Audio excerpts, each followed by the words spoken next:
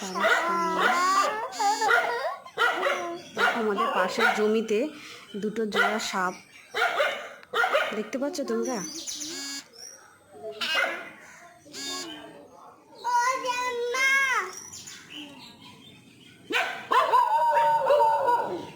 দেখা মাত্র তোমরা সবাই এটাকে শেয়ার করে দিও। অনেকক্ষণ থেকে চলছে এরকম, ওদের মধ্যে দুজনে আবার মারপিটও করছিল, তাই একটু আমাদের ভিডিওটা করলাম।